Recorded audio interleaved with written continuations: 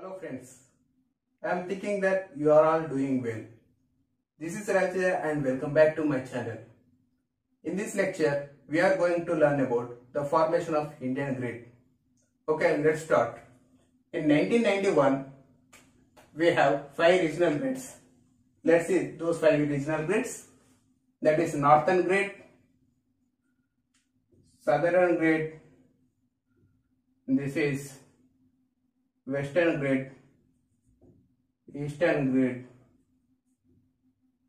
and Northeastern grid.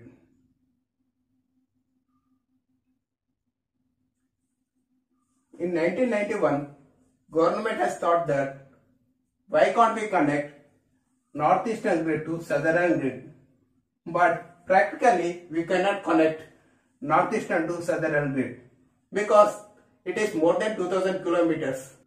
Once again, I am saying that the distance between northeastern and southern region is more than 2000 kilometers. We know that power depends on length. That is nothing but, let's see the formula of power.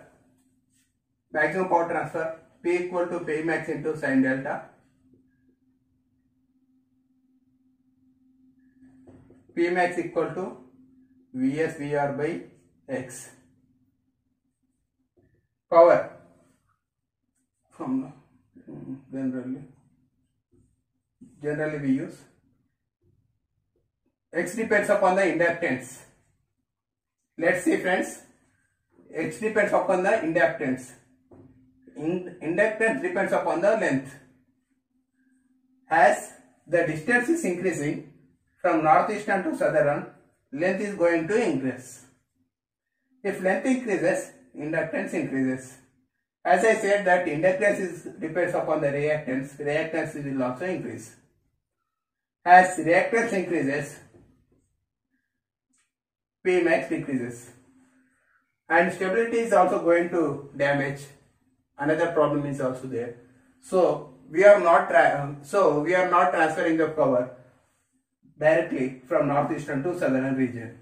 You can ask that why we are going to connect northeastern to southern. Here the generation is mostly based on hydropower plants and the demand is very less because here we can see that seven sisters will present, Mizoram, Nagaland, etc. Mostly it depends upon the tourism and the road facilities is also not proper, hilly areas, Himalayas will present, so the demand is less. The surplus power in the northeastern region can be drawn to southern region by connecting eastern to northeast in 1991 and east to south. Talcher, which is present in the Orissa, Kolar. It is well known as Kolar Goldfields. You can see the movie also, I think so. Kolar, which is present in the Karnataka, and the capacity is plus or minus 500 kV and having the power of 2000 megawatts. And it is a huge power. In 1990s I am talking. 2000 megawatts is a huge power. Then in 2003, Eastern grid and Western grid got connected in 2003. Okay. Then after, government has planned to connect north to east also in 2006. In which year? 2006. Okay. Okay friends. Now you can say that how many grids are present in India? Most of the people are thinking that only one grid. All are interconnected. But it is false. Because here we connected DC link. Remember, here we connected DC link plus or minus 500 kV. Means DC link is a asynchronous. AC link is a synchronous. These are AC links. Northeast to east, north to east, east to west. These all AC links. But here DC link which is asynchronous. That is nothing but the frequency which is present in the southern region and the frequency which is present in the eastern region or whole north region is different. Now you can say that how many regions are there? That is 2 regions.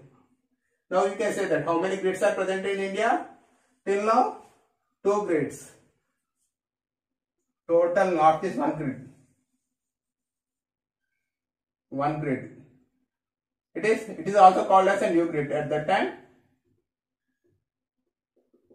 This is 1 grid and this is 1 grid at 2006. Then from 2007 government has planned why we can't connect the southern grid to northern grid, then we can make 1 grid in India. In 2007 the target date was fixed, that is 2012 target date.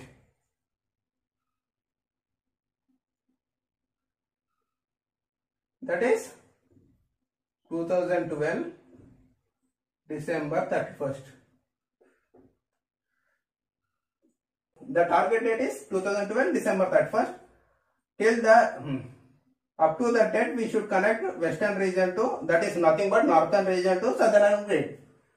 But up to 2012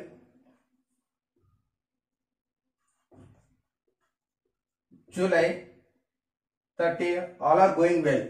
But suddenly on 2012 July 30, I think around 1 o'clock, the northern grid has been collapsed. It is very damaged. It is very damaged to the grid. And most of the railway stations, airports, metro stations, hospitals, schools, colleges has been struck. And it has got several damage to the economy also. At that time, the Central Minister Sushil Kumar Shinde said that some of the northern states are drawing more power than the allotted power. I am not saying that the grid has become normally as previously, but it is stable now comparing to collapsing. Then all Indians are thinking that we are all safe. Another some damage is done on next day. Let's see. 2012 July 31st. One more damage is there. That is, once again grid has been failed. It has got several damage. This time around 30 crores people has got affected. That is world's 9% of the world's population and half of the India's population also. And most of the people got affected. I think around 5 to 6 days, the Central Minister Sushil Kumar Shinde has resigned to his job, and this is happened. And it is a very huge loss. And it is a very huge power loss also at that time. Most of the power has got wasted. Okay. And the target date, and the second time the target date was changed. Before the target date was 2012 December 31st. Now target date was changed. That is new target date.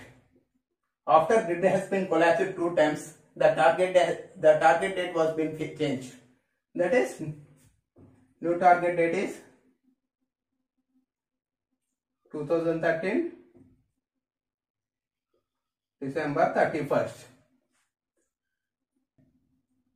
From Solapur to Raichur. Here Solapur is present in Maharashtra. Raichur, Karnataka. The target date is 2012. Sorry friends, 2013 December 31st. The line has been ready at December 31st, 2013 around 2 AM. Nothing but January 1st, 2014. The line has been charged with 765 kV.